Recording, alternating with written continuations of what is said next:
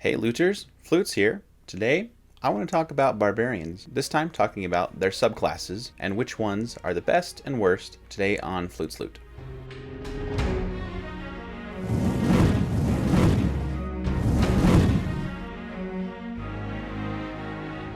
Before I get into the barbarian rankings, I want to remind everyone that we have an article on flutesloot.com that corresponds with this video and expounds on my ideas a lot more. And we have over 100 articles on flutesloot.com. We'd love to have you read and comment there. The way I've ranked barbarian subclasses is from 0 to 5 stars based on 5 judging points: how cool its path features are, how well the design fits the game, how fun the subclass is, the subclass's versatility, and each path's lore/role-playing factor. First up, going in alphabetical order, is the Ancestral Guardian Barbarian. The only thing I really dock this path on is its versatility, as it's fairly straightforward, but man is it good at what it does.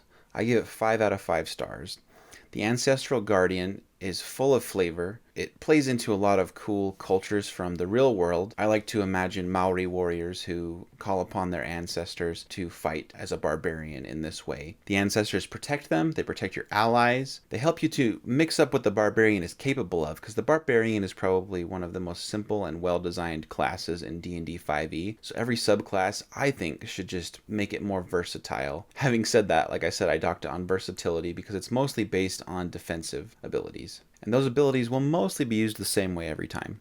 The next path is the Battle Rager from the Sword Coast Adventurer's Guide. This one got mixed reviews. It's for dwarves only, and you have to wear a certain kind of armor that's very spiky in order to use it. A lot of the features have potential, and I can see where they were going, but overall, this subclass gets a 2 out of 5. It just feels out of place for a barbarian for what this subclass does. It's cool that they can do a bonus action to like attack with their armor, and they can still add rage and strength damage to that. So it's not abysmal, but I don't know anyone who's played this. It just doesn't jive with people. It just seems like you can do better things with other subclasses. Next is the Path of the Beast from Tasha's Cauldron of Everything. I have to give this one 5 out of 5 stars. I love this subclass. I think it is so cool, so versatile. It's great for multi-classing. It's great for just focusing on being a barbarian. It's so unique, and I really want to play this class. I appreciate when classes are gifted by their subclasses with passive abilities that make them better at what they already do.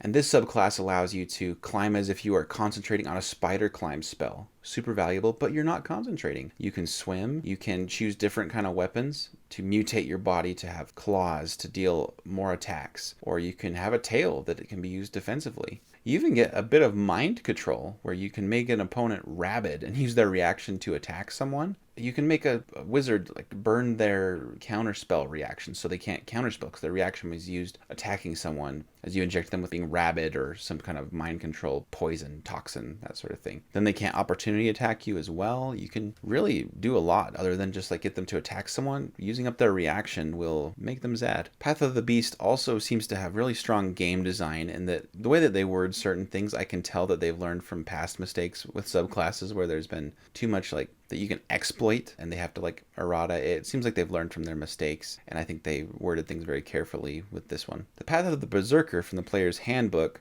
I give it 3 out of 5 stars because it really has too much of a downside for the benefits it offers. You can do a lot of what the Berserker can do with other barbarian subclasses. Its ability to intimidate people is based on its charisma, and that's not great for a barbarian, and you have to use your action every round when you really probably want to be raging and attacking as a barbarian. Frenzy takes until the 3rd round of combat to set up, because first you have to rage as a bonus action, then you frenzy as a bonus action, and then on the 3rd round, that's when you can actually start using your bonus action to attack in your frenzy. I wrote an article about how to fix this subclass. I revised it, and I think if you read that over, you'll be really happy with what you read. The Path of the Storm Herald from Xanathar's Guide to Everything is lackluster to me. A lot of the effects there just don't jive well with what a barbarian is doing. It has some cool lore to it, and I like the background and what I can visualize with it, but in practice, the abilities are just not very strong and seem like a waste of time. Sure, it's versatile for the different options you can have and whatnot, whether you're causing someone to burn away in a drought or freeze up in an ice storm or take lightning damage as if they're in the heart of some sort of lightning storm. That's all cool, but those abilities don't do much damage, and the way that they trigger and everything, it's just, I don't find them intriguing or mechanically useful. This is a 3 out of 5 for me. Path of the Totem Warrior, 5 out of 5 stars. is the barbarian I usually see people play. They just want to pick bear at level 3 and resist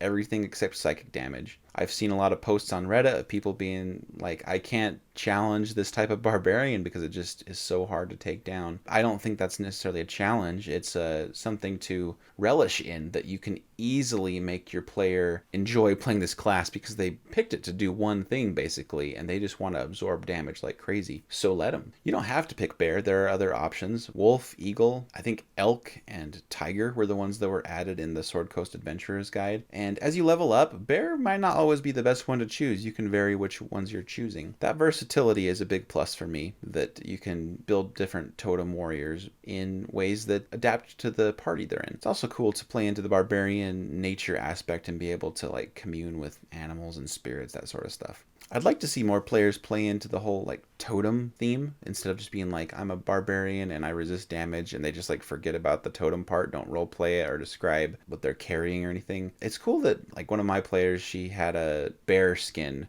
that was like a trophy, and so that was kind of like a totem for her. I thought that was really great. I'd like to see more players do that. Next up is Path of Wild Magic from Tasha's. I am not a fan of Wild Magic anything. Ever since the 5e came out with the Wild Magic Sorcerer, it doesn't jive with me, and it still doesn't even with this Wild Magic Barbarian. I think the way they did this is better than the Wild Magic Sorcerer. Most of the random effects are useful, and it does start to mitigate the chances that you get the wild magic effect that you would like. But this subclass, its abilities are all built around making it so you can make your wild magic less wild. I would just rather play most other things.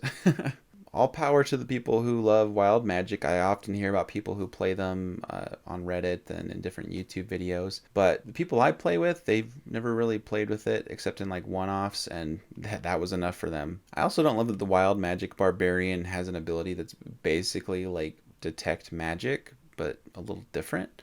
I don't really love detect magic, to be honest. I know that's not a popular opinion, so an ability that is like it, I'm like, eh. Yeah, like, it can be useful, don't get me wrong. I just think it's an overhyped spell, and this ability feeds into my need to neglect detect magic. 3 out of 5 for me with the wild magic. Last of all, from Xanathar's Guide to Everything, is the Path of the Zealot. This is my kind of barbarian. I really like this one. I give it 5 out of 5. I love that you can fight while unconscious, technically, because your rage just doesn't end, that you can keep being brought back to life in some never-ending war, as the gods have a purpose for you. You can deal more damage. You save your cleric a lot of money every time you die.